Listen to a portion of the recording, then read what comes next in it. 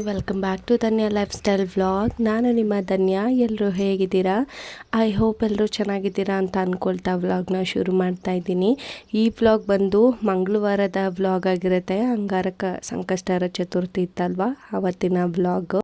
ಈ ವಿಡಿಯೋನ ಕ್ಲಿಕ್ ಮಾಡಿದ್ದೀರಾ ಅಂತ ಪ್ಲೀಸ್ ಸ್ಕಿಪ್ ಮಾಡದೆ ಕೊನೆಯವರೆಗೆ ನೋಡಿ ಅಂತ ಕೇಳ್ಕೊಳ್ತೀನಿ ಎಲ್ಲರ ಹತ್ರ. ಮಾರ್ನಿಂಗ್ ಎದ್ದು ಎಲ್ಲ ಕೆಲಸಗಳನ್ನು ಮಾಡ್ಕೊಳ್ತಾ ಹಸ್ಬೆಂಡ್ಗೆ ಒಂದು ಹೆಲ್ದಿ ಡ್ರಿಂಕನ್ನು ಮಾಡಿಕೊಡೋಣ ಅಂತ ಹೇಳಿ ವಾಟರ್ ಮೆಲನ್, ಬೀಟ್ರೋಟ್, ಒಂದೆರಡು ಮೆಣಸಿನಕಾಳು, ಸ್ವಲ್ಪ ಪುದೀನ ಸೊಪ್ಪನ್ನು ಹಾಕಿಬಿಟ್ಟು ನೀಟಾಗಿ ಗ್ರೈಂಡ್ ಮಾಡಿಕೊಂಡು ಅದಕ್ಕೆ ಸ್ವಲ್ಪ ಚಿಯಾ ಸೀಡ್ಸ್ ಮತ್ತು ಜೇನುತುಪ್ಪನ ಸೇರಿಸ್ಕೊಳ್ತಾ ಇದ್ದೀನಿ.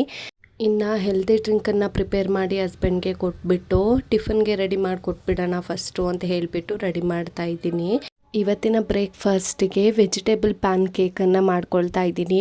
ಮಕ್ಕಳ ಸ್ಕೂಲ್ ಲಂಚ್ ಬಾಕ್ಸಿಗಂತೂ ಈ ರೆಸಿಪಿ ಮಾಡಿಸಿದೆ ಅಂತಲೇ ಹೇಳ್ಬೋದು. ತುಂಬಾ ಟೇಸ್ಟಿಯಾಗಿರುತ್ತೆ. ಸೊ ಹೇಗೆ ಮಾಡೋದು ಅಂತ ಹೇಳಿಬಿಟ್ಟು ನೋಡ್ಕೊಂಡು ಬರೋಣ ಬನ್ನಿ. ಮೊದಲಿಗೆ ನಾನು ಇಲ್ಲಿ ಎಲೆಕೋಸನ್ನು ನೀಟಾಗಿ ಚಿಕ್ಕದಾಗಿ ಕಟ್ ಮಾಡಿ ಇಟ್ಕೊಂಡಿದ್ದೀನಿ. ಅದನ್ನು ಕೂಡ ಸೇರಿಸ್ಕೊಂಡು ಕಟ್ ಮಾಡಿಟ್ಟಿರುವಂಥ ಒಂದು ಈರುಳ್ಳಿನ ಕೂಡ ಸೇರಿಸ್ಕೊಳ್ತಾ ಇದ್ದೀನಿ. ಅದಾಗಿದ್ದಾದ ನಂತರ ಹಸಿರು ಮೆಣಸಿನ್ಕಾಯನ್ನು ಕೂಡ ಸೇರಿಸ್ಕೊಳ್ಬೇಕು. ನೆಕ್ಸ್ಟ್ ಇಲ್ಲಿ ಚಿಕ್ಕದಾಗಿ ತುರಿದಿಟ್ಕೊಂಡಿರುವಂತಹ ಕ್ಯಾರೆಟನ್ನು ಸೇರಿಸ್ಕೊಳ್ತಾ ಇದ್ದೀನಿ. ಹಾಗೆ ಚಿಕ್ಕದಾಗಿ ಕಟ್ ಮಾಡಿ ಇಟ್ಕೊಂಡಿರೋ ಟೊಮೆಟೊನು ಕೂಡ ನಾನಿಲ್ಲಿ ಸೇರಿಸ್ಕೊಳ್ತಾ ಇದ್ದೀನಿ. ಇನ್ನು ಚಿಕ್ಕದಾಗಿ ತುರಿದಿಟ್ಕೊಂಡಿರುವಂತಹ ಕೊತ್ತಂಬರಿ ಸೊಪ್ಪನ್ನು ಕೂಡ ಸೇರಿಸ್ಕೊಳ್ತಾ ಇದ್ದೀನಿ. ನಿಮ್ಮ ಮನೇಲಿ ಯಾವುದಾದ್ರೂ ಸೊಪ್ಪುಗಳಿತ್ತು ಅಂದರೆ ಆ ಸೊಪ್ಪನ್ನು ಕೂಡ ಹಾಕಿ ಸೇರಿಸ್ಕೊಳ್ಬೋದು. ಟೇಸ್ಟ್ ತುಂಬಾ ಚೆನ್ನಾಗಿ ಬರುತ್ತೆ ಅಂತಲೇ ಹೇಳ್ಬೋದು. ಇವಾಗ ಇದಕ್ಕೆ 1 ಸ್ಪೂನ್ ಆಗುವಷ್ಟು ಗರಂ ಮಸಾಲ ಪೌಡರ್ನ ಸೇರಿಸ್ಕೊಳ್ತಾ ಇದ್ದೀನಿ. 1 ಸ್ಪೂನ್ ಆಗುವಷ್ಟು ಚಾಟ್ ಮಸಾಲ ಪೌಡರು, ಅಚ್ಚ ಖಾರ ಪುಡಿ ಸ್ವಲ್ಪನ ಸೇರಿಸ್ಕೊಂಡಿದ್ದೀನಿ. ಚೂರು ಅರಿಶಿನ ಪುಡಿ, 1 ಸ್ಪೂನ್ ಆಗುವಷ್ಟು ಎಳ್ಳು, ಒಂದು ಅರ್ಧ ಟೇಬಲ್ ಸ್ಪೂನ್ ಆಗುವಷ್ಟು ಜೀರಿಗೆನ ಸೇರಿಸ್ಕೊಂಡಿದ್ದೀನಿ. 1 ಕಪ್ ಆಗುವಷ್ಟು ಕಡಲೆ ಹಿಟ್ಟು, 1/4 ಕಪ್ ಆಗುವಷ್ಟು ಕಾರ್ನ್ ಫ್ಲೋರ್ನ ನಾನು ಸೇರಿಸ್ಕೊಂಡಿದ್ದೀನಿ. ಅದಾದ ನಂತರ ರುಚಿಗೆ ತಕ್ಕಷ್ಟು ಉಪ್ಪನ್ನು ಹಾಕ್ಕೊಂಡು ಎಷ್ಟು ಬೇಕಿತ್ತು ಅಷ್ಟು ನೀರನ್ನು ಹಾಕ್ಕೊಂಡು ನಿಧಾನಕ್ಕೆ ನೀಟಾಗಿ ಮಿಕ್ಸ್ ಮಾಡ್ಕೊಳ್ಬೇಕು. ನೋಡ್ತಾ ಇದ್ದೀರಾ ಅಲ್ವಾ ನೀವೇ. ತುಂಬ ಗಟ್ಟಿನೂ ಇರಬಾರ್ದು, ತುಂಬ ತೆಳುನೂ ಇರಬಾರ್ದು. ಇನ್ ಕೇಸ್ ಏನಾದರೂ ಸ್ವಲ್ಪ ತೆಳು ಆಯಿತು ಅಂದರೆ ನೀವು ಇನ್ನೂ ಸ್ವಲ್ಪ ಕಡಲೆ ಹಿಟ್ಟನ್ನು ಹಾಕ್ಕೊಂಡು ನೀಟಾಗಿ ಈ ಥರ ಕಲಿಸ್ಕೊಳ್ಬೇಕು. ನೋಡ್ತಾ ಇದ್ದೀರಲ್ವಾ, ಇಷ್ಟು ಕನ್ಸಿಸ್ಟೆನ್ಸಿಗೆ ಬಂದರೆ ಸಾಕಾಗುತ್ತೆ. ಸೊ ನಾವು ತವ ಮೇಲೆ ಹಾಕಿದಾಗ ಸ್ಟಿಫಾಗಿ ಅದು ಕೂತ್ಕೋಬೇಕು. ಅಷ್ಟು ಕನ್ಸಿಸ್ಟೆನ್ಸಿಗೆ ನೀವು ಕಲಸಿಟ್ಕೊಂಡ್ರೆ ಸಾಕಾಗುತ್ತೆ. ಇವಾಗ ಕಲಸಿ ಸೈಡ್ಗೆ ಇಟ್ಬಿಟ್ಟು ಸ್ಟವ್ನ ಹಚ್ಕೊಂಡು ಸ್ಟವ್ ಮೇಲೆ ಒಂದು ಪ್ಯಾನ್ನ ಇಟ್ಕೊಳ್ತಾ ಇದ್ದೀನಿ. ಇದನ್ನೇನು ನಾವು ಸ್ವಲ್ಪ ಹೊತ್ತು ನೆನೆಲಿಕ್ಕೆ ಬಿಡಬೇಕು ಅಂತ ಏನೂ ಇಲ್ಲ, ತಕ್ಷಣಕ್ಕೆ ಮಾಡ್ಕೊಂಡು ಬಿಡ್ಬೋದು. ಸೊ ಇವಾಗ ಸ್ಟವ್ ಮೇಲೆ ಒಂದು ತವನ ಇಟ್ಕೊಂಡು ಸ್ವಲ್ಪ ಎಣ್ಣೆ ಅಥವಾ ತುಪ್ಪನ ಹಾಕಿಬಿಟ್ಟು ನೀಟಾಗಿ ರೆಡಿ ಮಾಡಿ ಇಟ್ಕೊಂಡಿರುವಂಥ ಮಿಶ್ರಣನ ಈ ಥರ ಹಾಕ್ಬಿಟ್ಟು ನೀಟಾಗಿ ಒಂದು ದಪ್ಪ ಲೇಯರ್ಗೆ ನಾವು ದೋಸೆ ಥರ ಹಾಕ್ಕೊಂಡ್ರೆ ಸಾಕಾಗತ್ತೆ. ಸೊ ನಾವು ತರಕಾರಿ ಎಲ್ಲ ಹಾಕಿರೋದ್ರಿಂದ ದೋಸೆ ಥರ ನೀಟಾಗಿ ಎಳಿಲಿಕ್ಕೆಲ್ಲ ಬರಲ್ಲ, ಪ್ಯಾನ್ ಕೇಕ್ ಥರ ಸ್ಟಿಫಾಗಿ ಕೂತ್ಕೊಳ್ಳುತ್ತೆ ಅಲ್ಲೇ. ಇವಾಗ ಇದಕ್ಕೆ ಸ್ವಲ್ಪ ತುಪ್ಪನ ಸೇರಿಸ್ಕೊಂಡು ಸ್ವಲ್ಪ ಮೇಲ್ಗಡೆ ಚಿಲ್ಲಿ ಫ್ಲೇಕ್ಸ್ನ ಸೇರಿಸ್ಕೊತಾ ಇದ್ದೀನಿ. ಟೇಸ್ಟ್ ಅಂತೂ ತುಂಬಾ ಚೆನ್ನಾಗಿ ಬರುತ್ತೆ. ಆದಷ್ಟು ಲೋ ಫ್ಲೇಮಲ್ಲಿ ತುಂಬ ಚೆನ್ನಾಗಿ ಬೇಯಿಸ್ಕೊಳ್ಬೇಕು. ಇದನ್ನು ತುಂಬ ಉರಿ ಜಾಸ್ತಿ ಮಾಡಿಬಿಟ್ರೆ ನೀಟಾಗಿ ಒಳಗಡೆ ಬೇಯೋದೇ ಇಲ್ಲ. ಸೊ ಆದಷ್ಟು ಲೋ ಫ್ಲೇಮಲ್ಲಿ ಸಿಮ್ಮನ್ನು ಇಟ್ಕೊಂಡು ನಿಧಾನಕ್ಕೆ ರೊಟೇಟ್ ಮಾಡಿಕೊಂಡು ಬೇಯಿಸ್ಕೊಳ್ಳಿ. ನೋಡ್ತಾ ಇದ್ದೀರಲ್ವ ಎಷ್ಟು ಚೆನ್ನಾಗಿ ಕಾಣಿಸ್ತಾ ಇದೆ ಅಂತ ಹೇಳಿಬಿಟ್ಟು. ತಿನ್ನೋಕ್ಕಂತೂ ಟೇಸ್ಟ್ ತುಂಬಾ ಚೆನ್ನಾಗಿತ್ತು. ಮಸ್ಟಾಗಿ ಒಂದು ಸತಿ ಟ್ರೈ ಮಾಡಿ ಅಂತ ಹೇಳಲಿಕ್ಕೆ ಇಷ್ಟಪಡ್ತೀನಿ. ಇನ್ ಕೇಸ್ ಏನಾದರೂ ಟ್ರೈ ಮಾಡಿತ್ತು ಅಂದರೆ ರೆಸಿಪಿ ಹೇಗೆ ಬಂದಿತ್ತು ಅಂತ ಹೇಳಿ ಕಾಮೆಂಟ್ ಹಾಕೋಕ್ಕೆ ಮರಿಬೇಡಿ ಆಯಿತಾ. ಸೊ ನೋಡ್ತಾ ಇದ್ದೀರಲ್ವ, ತೋರಿಸ್ತೀನಿ ನೋಡಿ ಇವಾಗ ಎಷ್ಟು ಚೆನ್ನಾಗಿ ಬೆಂದಿದೆ ಅಂತ ಹೇಳಿಬಿಟ್ಟು. ಮಕ್ಕಳಿಗಂತೂ ತುಂಬಾ ಇಷ್ಟ ಆಗುತ್ತೆ. ಈ ತರಕಾರಿ ತಿನ್ನಲ್ಲ ಅಂತ ಹಠ ಮಾಡೋ ಮಕ್ಕಳಿಗೆ ನಾವು ಈ ಥರ ರೆಸಿಪೀಸ್ಗಳನ್ನ ಮಾಡಿಕೊಡೋದ್ರಿಂದ ಆರಾಮಾಗಿ ತರಕಾರಿಗಳನ್ನ ತಿನ್ನಿಸ್ಬೋದು ಅವರಿಗೆ. ನಾನಿದ್ರ ಜೊತೆಗೆ ಕಾಯಿ ಚಟ್ನಿನ ಮಾಡ್ಕೊಂಡಿದ್ದೆ. ನಿಮ್ಗೆ ಯಾವ ಥರ ಇಷ್ಟ ಆಗುತ್ತೋ ಆ ಥರ ಪಲ್ಯ ಅಥವಾ ಚಟ್ನಿನ ಮಾಡಿಕೊಂಡು ಸರ್ವ್ ಮಾಡಿಕೊಂಡ್ರೆ ಚೆನ್ನಾಗಿರುತ್ತೆ. ನೋಡ್ತಾ ಇದ್ದೀರಾ ಅಲ್ವಾ ಎಷ್ಟು ಸಾಫ್ಟಾಗಿ ಎಷ್ಟು ಕಲರ್ಫುಲ್ಲಾಗಿ ಬಂದಿದೆ ಅಂತ ಹೇಳಿಬಿಟ್ಟು. ಹಸ್ಬೆಂಡ್ ಕೂಡ ತಿನ್ಬಿಟ್ಟು ತುಂಬಾ ಚೆನ್ನಾಗಿದೆ ತುಂಬ ಒಳ್ಳೆ ರೆಸಿಪಿ ಮಾತ್ರ ಮಕ್ಕಳಿಗೆ ಅಂತ ಹೇಳಿದರು. ನಾನು ಕೂಡ ಟಿಫನ್ ರೆಡಿ ಮಾಡಿ ಕೊಟ್ಬಿಟ್ಟು ಇವತ್ತು ಚತುರ್ಥಿ ಆಗಿರೋದ್ರಿಂದ ನಾನು ಉಪವಾಸ ಇದ್ದೆ. ಹಾಗಾಗಿ ಮನೆಯನ್ನೆಲ್ಲ ನೀಟಾಗಿ ಕ್ಲೀನ್ ಮಾಡಿಕೊಂಡು ದೇವ್ರ ಗುಡಿನೂ ಎಲ್ಲ ನೀಟಾಗಿ ಕ್ಲೀನ್ ಮಾಡಿಕೊಂಡು ಪೂಜೆಗೆಲ್ಲ ರೆಡಿ ಮಾಡ್ಕೊಂಡು ಬಿಡೋಣ ಅಂತ ಹೇಳಿ ರೆಡಿ ಮಾಡ್ಕೊಳ್ತಾ ಇದ್ದೀನಿ. ಪೂಜೆಗೆ ಏನೇನೆಲ್ಲ ಬೇಕಿತ್ತು ಅದನ್ನೆಲ್ಲ ರೆಡಿ ಮಾಡಿಕೊಂಡು ಗಣೇಶನಿಗೆ ಹಾಕಲಿಕ್ಕೆ ಅಂತ ಹೇಳಿಬಿಟ್ಟು ಬಿಳಿ ಎಕ್ಕದ ಹೂವನ್ನು ಕೂಡ ನಾನು ತರಿಸ್ಕೊಂಡಿದ್ದೆ. ನೋಡ್ತಾ ಇದ್ದೀರಾ ಅಲ್ವಾ, ಅದನ್ನು ಕೂಡ ನೀಟಾಗಿ ಪೋಣಿಸ್ಕೊಂಡು ಹಾರ ಮಾಡಿ ಎತ್ತಿಟ್ಕೊಳ್ತಾ ಇದ್ದೀನಿ. ನೋಡ್ತಾ ಇದ್ದೀರಾ ಅಲ್ವಾ ಎಷ್ಟು ಚೆನ್ನಾಗಿ ಬಂದಿದೆ ಹಾರ ಅಂತ ಹೇಳಿಬಿಟ್ಟು. ಗಣೇಶನ ಪೂಜೆಗೆ ವಿಶೇಷವಾಗಿ ಈ ಬೆಳ್ಳಿ ಎಕ್ಕದ ಹೂವು ತುಂಬಾ ವಿಶೇಷ ಅಂತ ಹೇಳ್ಬೋದು. ಇದನ್ನು ಅರ್ಪಿಸಿ ಪೂಜೆ ಮಾಡೋದ್ರಿಂದ ಇಷ್ಟಾರ್ಥಗಳ ಸಿದ್ಧಿ ಆಗುತ್ತೆ ಅಂತ ನಂಬಲಾಗಿದೆ. ನಾನು ಪೂಜೆಗೆ ಬೇಕಿದ್ದಂತಹ ಗರ್ಕೆನೂ ಕೂಡ ಕಟ್ಟಿ ಇಟ್ಬಿಟ್ಟು ನೈವೇದ್ಯಕ್ಕೆ ಮೋದಕನ ಮಾಡ್ಕೊಳ್ಳೋಣ ಅಂತ ಹೇಳಿಬಿಟ್ಟು ರೆಡಿ ಮಾಡ್ಕೊಳ್ತಾ ಇದ್ದೀನಿ. ಒಂದು ಪ್ಯಾನ್ಗೆ ಬೆಲ್ಲನ ಹಾಕ್ಕೊಂಡು ಸ್ವಲ್ಪ ನೀರನ್ನು ಹಾಕ್ಕೊಂಡು ನಿಧಾನಕ್ಕೆ ತಿರುಗಿಸ್ಕೊಂಡು ಕರಗಿಸ್ಕೊಬೇಕು. ಬೆಲ್ಲ ಕರಗಿದಾದ ನಂತರ 1 ಕಪ್ ಆಗುವಷ್ಟು ತೆಂಗಿನ ತುರಿನ ತೊಗೊಂಡಿದ್ದೀನಿ. ಸ್ವಲ್ಪ ಏಲಕ್ಕಿನ ಹಾಕ್ಕೊಂಡು ಪಾನಕಕ್ಕೆ ಈ ಥರ ಮಿಕ್ಸ್ ಮಾಡಿಕೊಂಡು ನೀಟಾಗಿ ತಿರುಗಿಸ್ಕೊಂಡು ನಿಧಾನಕ್ಕೆ ಬೇಯಿಸ್ಕೊಳ್ಬೇಕು. ನೀವು ಬೇಕಾದರೆ ಕಾಯಿನ ತುಪ್ಪದಲ್ಲಿ ಹುರ್ಕೊತೀನಿ ಅಂದ್ರೂ ಕೂಡ ಹುರಿದ್ಬಿಟ್ಟು ಕೂಡ ನೀವು ಸೇರಿಸ್ಕೊಳ್ಬೋದು, ಯಾವುದೇ ರೀತಿ ತೊಂದರೆ ಇಲ್ಲ. ನಾನಿವಾಗ ಇಲ್ಲಿ ಉರಿಗಡ್ಲೆನ ಪೌಡರ್ ಮಾಡಿ ಇಟ್ಕೊಂಡಿದ್ದೆ, ಅದನ್ನು ಕೂಡ ಸೇರಿಸ್ಕೊಳ್ತಾ ಇದ್ದೀನಿ. ಸೇರಿಸ್ಕೊಂಡು ನೀಟಾಗಿ ಮಿಕ್ಸ್ ಮಾಡ್ಕೊಳ್ಬೇಕು. ಸ್ವಲ್ಪ ಗಟ್ಟಿ ಕನ್ಸಿಸ್ಟೆನ್ಸಿಗೆ ಬರೋ ಅಷ್ಟೊತ್ತವರೆಗೂ ಕೂಡ ಕೈ ಆಡಿಕೊಂಡು ನೀಟಾಗಿ ಮಿಕ್ಸ್ ಮಾಡ್ಕೊತಾನೆ ಇರಬೇಕು. ಇದಕ್ಕೆ ಇವಾಗ ಡ್ರೈ ಫ್ರೂಟ್ಸನ್ನು ನಾನು ತುರಿದು ಇಟ್ಕೊಂಡಿದ್ದೆ, ಅದನ್ನು ಕೂಡ ಹಾಕಿಬಿಟ್ಟು ಮಿಕ್ಸ್ ಮಾಡ್ಕೊಳ್ತಾ ಇದ್ದೀನಿ.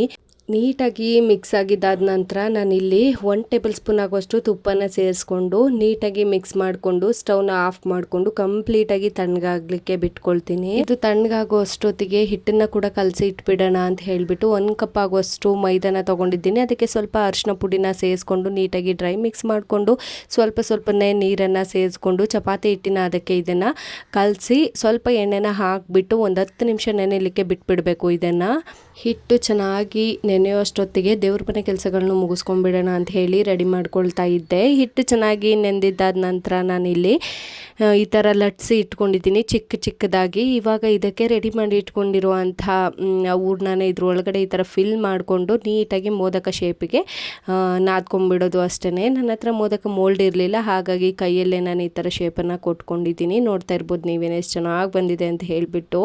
ಇವಾಗ ಮಿಕ್ಕಿದ ಎಲ್ಲ ಮೋದಕಗಳನ್ನೂ ಕೂಡ ಒಳಗಡೆ ಈ ಹೂರ್ಣನ ಹಾಕಿಬಿಟ್ಟು ಫಿಲ್ ಮಾಡಿ ನೀಟಾಗಿ ಎಲ್ಲನೂ ಎತ್ತಿಟ್ಕೊಳ್ತಾ ಇದ್ದೀನಿ. ಅಷ್ಟರಲ್ಲಿ ಪಕ್ಕದಲ್ಲಿ ಕಾಯಲಿಕ್ಕೆ ಎಣ್ಣೆನೂ ಕೂಡ ಇಟ್ಕೊಂಡಿದ್ದೆ. ಸೊ ನಾನು ಮೋದಕನ ರೆಡಿ ಮಾಡ್ಕೊಳ್ಳೋ ಅಷ್ಟೊತ್ತಿಗೆ ಎಣ್ಣೆ ಕಾಯ್ಕೊಂಡ್ಬಿಟ್ರೆ ಬೇಗ ಹಾಕ್ಕೊಂಡು ಮುಗಿಸ್ಕೊಂಡು ಬಿಡ್ಬೋದು ಅಂತ ಹೇಳಿಬಿಟ್ಟು ಎಣ್ಣೆ ಕೂಡ ಕಾಯಲಿಕ್ಕೆ ಇಟ್ಕೊಂಡಿದ್ದೆ. ನಾನು ಮೋದಕನ ರೆಡಿ ಮಾಡ್ಕೊಳ್ಳೋ ಅಷ್ಟೊತ್ತಿಗೆ ಎಣ್ಣೆ ಕೂಡ ಚೆನ್ನಾಗಿ ಕಾದಿತ್ತು. ಅದನ್ನು ಈ ಕಡೆ ಒಲೆಗೆ ಶಿಫ್ಟ್ ಮಾಡಿಕೊಂಡು ಇವಾಗ ಒಂದೊಂದೇ ಮೋದಕನ ಸೇರಿಸ್ಕೊಂಡ್ಬಿಟ್ಟು ನೀಟಾಗಿ ಬೇಯಿಸ್ಕೊಳ್ತಾ ಇದ್ದೀನಿ. ನೋಡ್ತಾ ಇದ್ದೀರಾ ಅಲ್ವಾ, ಎಣ್ಣೆ ಆಲ್ಮೋಸ್ಟ್ ಅಲ್ಲಿ ಕಾದಿದೆ. ಇವಾಗ ಒಂದೊಂದೇ ಮೋದಕನ ಇವಾಗ ಹಾಕ್ಬಿಟ್ಟು ನೀಟಾಗಿ ಬೇಯಿಸ್ಕೊಳ್ಳೋದು ಅಷ್ಟೇ. ನಿಧಾನಕ್ಕೆ ಲೋ ಫ್ಲೇಮಲ್ಲಿ ತಿರುಗಿಸ್ಕೊಂಡು ನಿಧಾನಕ್ಕೆ ಬೇಯಿಸ್ಕೊಳ್ಳಿ. ಮೋದಕ ಅಂತೂ ತುಂಬಾ ಚೆನ್ನಾಗಿ ಬಂದಿತ್ತು ಟೇಸ್ಟ್ ಅಂತೂ. ನಾನು ಮೊದಲನೇ ಸರ್ತ ಟ್ರೈ ಮಾಡಿದ್ದು ಈ ಥರ ಮೋದಕ ಮಾಡೋಣ ಅಂತ ಹೇಳಿಬಿಟ್ಟು. ಸೊ ಟೇಸ್ಟ್ ಅಂತೂ ತುಂಬ ಚೆನ್ನಾಗಿ ಬಂದಿತ್ತು. ಇಷ್ಟ ಇತ್ತು ಅಂದರೆ ನೀವು ಕೂಡ ಒಮ್ಮೆ ಟ್ರೈ ಮಾಡಿ ನೋಡ್ಬೋದು. ಗಣೇಶನಿಗೆ ಇಷ್ಟವಾದಂತಹ ಮೋದಕ ರೆಡಿ ಆಗೋಯ್ತು. ಇವಾಗ ದೇವ್ರ ಮನೆಗೆ ಹೋಗ್ಬಿಟ್ಟು ದೇವ್ರ ಪೂಜೆನ ಮುಗಿಸ್ಕೊಳ್ಳೋಣ ಅಂತ ಹೇಳಿಬಿಟ್ಟು ರೆಡಿ ಮಾಡ್ಕೊಳ್ತಾ ಇದ್ದೀನಿ. ದೇವ್ರ ಮನೆಯನ್ನೆಲ್ಲ ಕಂಪ್ಲೀಟಾಗಿ ರೆಡಿ ಮಾಡಿ ಇಟ್ಕೊಂಡಿದ್ದೀನಿ. ಇವಾಗ ಮೊದಲಿಗೆ ಗಣೇಶನಿಗೆ ನೈವೇದ್ಯವನ್ನು ಮಾಡೋಣ ಅಂತ ಹೇಳಿಬಿಟ್ಟು ದೀಪನ ಹಚ್ಕೊಳ್ತಾ ಇದ್ದೀನಿ. ಮೊದಲಿಗೆ ದೀಪವನ್ನು ಹಚ್ಚಿದಾದ ನಂತರ ಗಣೇಶನಿಗೆ ಅಭಿಷೇಕವನ್ನು ಮಾಡೋಣ ಅಂತ ಹೇಳಿಬಿಟ್ಟು ಮೊದಲಿಗೆ ದೀಪವನ್ನು ಹಚ್ಕೊಳ್ತಾ ಇದ್ದೀನಿ. ದೀಪ ಎಲ್ಲ ಹಚ್ಚಿದಾದ ನಂತರ ಗಣೇಶನ ನೈವೇದ್ಯಕ್ಕೆ ಏನೇನೆಲ್ಲ ಬೇಕಿತ್ತು ಅದನ್ನೆಲ್ಲ ರೆಡಿ ಮಾಡಿ ಇಟ್ಕೊಂಡಿದ್ದೀನಿ. ಗಣೇಶನಿಗೆ ಎಳ್ನೀರು, ಸಕ್ಕರೆ, ಹಾಲು, ತುಪ್ಪ, ಜೇನುತುಪ್ಪದಿಂದ ನಾನು ಅಭಿಷೇಕವನ್ನು ಮಾಡಿದ್ದೆ. ನಿಮಗೆ ಏನು ಸಾಧ್ಯ ಆಗುತ್ತೋ ಅದರಲ್ಲಿ ಅಭಿಷೇಕವನ್ನು ಮಾಡಿ ಪೂಜೆಯನ್ನು ಮಾಡಿಕೊಳ್ಳಿ. ತುಂಬ ತುಂಬಾ ಶ್ರೇಷ್ಠವಾದಂತಹ ದಿನದಂದು ನನ್ನ ಕೈಲಿ ಆದಷ್ಟು ನಾನು ಭಗವಂತನಿಗೆ ಅರ್ಪಿಸಿ ಪೂಜೆಯನ್ನು ಮುಗಿಸ್ಕೊಂಡೆ ಅಂತಲೇ ಹೇಳ್ಬೋದು. ಅಭಿಷೇಕ ಮಾಡಿದಾದ ನಂತರ ಒಂದು ಹೂವನ್ನು ಇಟ್ಟು ಗಂಧದ ಕಡ್ಡಿಯನ್ನು ಹಚ್ಚಿಬಿಟ್ಟು ನಿಮ್ಮ ಬೇಡಿಕೆ ಏನಿತ್ತು ಅದನ್ನು ಭಗವಂತನ ಹತ್ರ ಕೇಳಿಕೊಂಡು ಈ ಕಾರಣಕ್ಕಾಗಿ ಪೂಜೆಯನ್ನು ಮಾಡ್ತಾ ಇದ್ದೀನಿ, ಈ ಒಂದು ಇಷ್ಟಾರ್ಥವನ್ನು ಸಿದ್ಧಿ ಮಾಡಿಕೊಡಪ್ಪ ಅಂತ ಹೇಳಿಬಿಟ್ಟು ಕೇಳಿಕೊಂಡು ನಾನು ಪೂಜೆಯನ್ನು ಮಾಡ್ಕೊಳ್ತಾ ಇದ್ದೀನಿ. ನೋಡ್ತಾ ಇದ್ದೀರಾ ಅಲ್ವಾ ಎಷ್ಟು ಚೆನ್ನಾಗಿ ಕಾಣಿಸ್ತಾ ಇದೆ ಗಣೇಶನ ವಿಗ್ರಹ ಅಂತ ಹೇಳಿಬಿಟ್ಟು. ಅಭಿಷೇಕ ಮುಗಿಯೋಷ್ಟೊತ್ತಿಗೆ ಹೂ ಕೂಡ ಹೊರಬಿತ್ತು, ಅದನ್ನು ಎತ್ತಿ ನಾನು ತಲೆಗೆ ಮುಟ್ಕೊಂಡೆ. ಇವಾಗ ಗಣೇಶನ ಇನ್ನೊಂದು ಸರ್ತಿ ನೀಟಾಗಿ ತೊಳ್ಕೊಂಡು ಇವಾಗ ನಾನು ಗಣೇಶನ ಕೂರಿಸ್ಲಿಕ್ಕೆ ಅಂತ ಹೇಳಿಬಿಟ್ಟು ರೆಡಿ ಮಾಡ್ಕೊಳ್ತಾ ಇದ್ದೀನಿ. ನಾನಿಲ್ಲಿ ಎಕ್ಕದೆಲೆನ ತರಿಸ್ಕೊಂಡಿದ್ದೆ, ಅದಕ್ಕೆ ಅರಿಶಿನ ಕುಂಕುಮ ಗಂಧನ ಏರಿಸ್ಬಿಟ್ಟು ಅದ್ರ ಮಧ್ಯದಲ್ಲಿ ಗಣಪತಿನ ಕೂರಿಸ್ಕೊಂಡಿದ್ದೀನಿ. ಗಣಪತಿನ ಕೂರಿಸ್ಕೊಂಡು ನನ್ನ ಹತ್ರ ಇದ್ದಷ್ಟು ಹೂಗಳಿಂದ ಅರಿಶಿನ ಕುಂಕುಮವನ್ನು ಇಟ್ಟು ಗಣೇಶನಿಗೆ ಅಲಂಕಾರವನ್ನು ಮಾಡ್ಕೊಳ್ತಾ ಇದ್ದೀನಿ. ನೋಡ್ತಾ ಇದ್ದೀರಾ ಅಲ್ವಾ ಎಷ್ಟು ಚೆನ್ನಾಗಿ ಕಾಣಿಸ್ತಾ ಇದೆ ಗಣೇಶ ಅಂತ ಹೇಳಿಬಿಟ್ಟು. ಹೇಳ್ಬಿಟ್ಟು ಎಕ್ಕದ ಹೂವು ಸ್ವಲ್ಪ ಇತ್ತು. ನಾನು ಮಾಡಿಟ್ಟಿರುವಂತಹ ಎಕ್ಕದ ಹಾರ ಮತ್ತು 21 ಗರಿಕೆನ ಏರಿಸ್ತಾ ಇದ್ದೀನಿ ಭಗವಂತನಿಗೆ. ಇವಾಗ ನನ್ನ ಹತ್ರ ಇದ್ದಷ್ಟು ಹೂಗಳಲ್ಲಿ ಅಲಂಕಾರವನ್ನು ಮಾಡ್ಕೊತಾ ಇದ್ದೀನಿ. ಗಣೇಶನ ಚತುರ್ಥಿಯ ದಿನ ವಿಶೇಷವಾಗಿ ಕೆಂಪು ಹೂವಿನಿಂದ ಪೂಜೆ ಮಾಡಬೇಕು ಅಂತ ಹೇಳ್ತಾರೆ. ನಾನು ಕೂಡ ನನ್ನ ಕೈಲಿ ಆದಷ್ಟು ಹೂಗಳನ್ನು ನಾನು ತರಿಸ್ಕೊಂಡಿದ್ದೆ. ಅದನ್ನು ಕೂಡ ಇವಾಗ ಇಟ್ಬಿಟ್ಟು ನೀಟಾಗಿ ಅಲಂಕಾರವನ್ನು ಮಾಡ್ಕೊಂಡಿದ್ದೀನಿ. ನೋಡ್ತಾ ಇದ್ದೀರಾ ಅಲ್ವಾ. ಇವಾಗ ಪೂಜೆನ ಮುಗಿಸ್ಕೊತಾ ಇದ್ದೀನಿ. ಪೂರ್ತಿಯಾಗಿ ಎಲ್ಲನೂ ರೆಡಿ ಮಾಡಿದ್ದಾದ ನಂತರ ಗಣೇಶನಿಗೆ ಧೂಪ ದೀಪ ತುಪ್ಪದ ಆರತಿ ಬೆಳಗ್ಬಿಟ್ಟು ನಾನಿವಾಗ ನೈವೇದ್ಯವನ್ನು ಭಗವಂತನಿಗೆ ಅರ್ಪಣೆಯನ್ನು ಮಾಡ್ತಾ ಇದ್ದೀನಿ. ನೋಡ್ತಾ ಇದ್ದೀರಾ ಅಲ್ವಾ ನೀವೇನೆ ಎಷ್ಟು ಚೆನ್ನಾಗಿ ಕಾಣಿಸ್ತಾ ಇದೆ ದೇವ್ರ ಮನೆ ಅಂತ ಹೇಳಿಬಿಟ್ಟು ಸುಮಾರು ಗಂಟೆಗಳು ನಿಂತ್ಕೊಂಡು ದೇವ್ರ ಮನೆ ಪಾತ್ರೆಗಳು ವಿಗ್ರಹಗಳನ್ನೆಲ್ಲ ತೊಳೆದ್ಬಿಟ್ಟು ಬೆಳಗ್ಗೆಯಿಂದ ಸಾಯಂಕಾಲ ತನಕ ಉಪವಾಸ ಇದ್ದು ದೇವ್ರ ಮನೆನ ಈ ಥರ ಅಲಂಕಾರ ಭರಿತವಾಗಿ ನೋಡಲಿಕ್ಕೆ ಮನಸ್ಸಿಗೆ ಏನೋ ಒಂಥರ ತೃಪ್ತಿ ಸಮಾಧಾನ ಅಂತ ಹೇಳ್ಬೋದು. ನಾನಿವಾಗ ಹೊರಗಡೆ ಕೂಡ ಧೂಪ ಹಾಕೊಳ್ಳೋಣ ಅಂತ ಹೇಳಿಬಿಟ್ಟು ಧೂಪನ ಹಾಕೊಳ್ತಾ ಇದ್ದೀನಿ. ಸಿಂಪಲ್ಲಾಗಿ ರಂಗೋಲಿನ ಬಿಡಿಸ್ಕೊಂಡಿದ್ದೆ.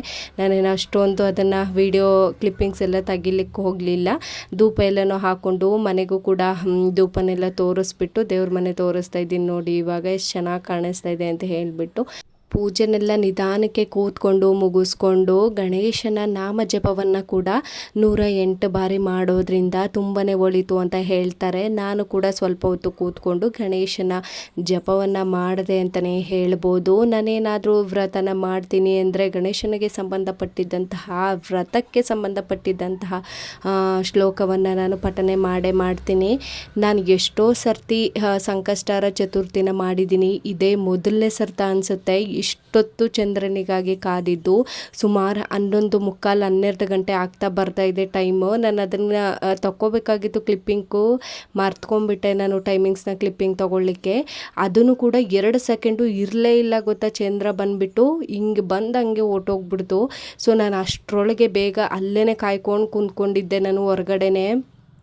ದೇವ್ರಿಗೆ ಚಂದ್ರ ಬಂದಿದ್ದ ತಕ್ಷಣ ನನ್ನ ಬೇಡಿಕೆ ಏನೆಲ್ಲ ಇತ್ತು ಅದನ್ನೆಲ್ಲ ಹೇಳ್ಬಿಟ್ಟು ದೇವರಿಗೆ ಒಂದೇ ಒಂದು ನಿಮಿಷ ಧೂಪವನ್ನು ತೋರಿಸ್ದೆ. ಅಷ್ಟೊತ್ತಿಗೆ ಚಂದ್ರ ನೋಡ್ತಾ ಇರ್ಬೋದು ಯಾವ ಥರ ನಿರ್ಗಮನ ಆಗ್ತಾ ಇದ್ದಾರೆ ಅಂತ ಹೇಳಿಬಿಟ್ಟು. ಸದ್ಯ ಅಟ್ಲೀಸ್ಟ್ ಒಂದು 10 ಸೆಕೆಂಡ್ ಆದರೂ ನನಗೆ ದರ್ಶನ ಸಿಗ್ತಲ್ಲ ಅಂತ ಹೇಳಿಬಿಟ್ಟು ಚಂದ್ರನ ದರ್ಶನವನ್ನು ಮಾಡ್ಕೊಂಡು ಬಂದು ನಾನು ಕೂಡ ನೀರನ್ನು ಕುಡಿದು ರಥನ ಬಿಟ್ಬಿಟ್ಟು ಊಟನ ಮಾಡಿ ಮಲಗಿದ್ದಾಯಿತು. ಇನ್ನು ಈ ವ್ಲಾಗನ್ನು ಕೂಡ ಇಲ್ಲೇ ಎಂಡ್ ಮಾಡ್ತೀನಿ.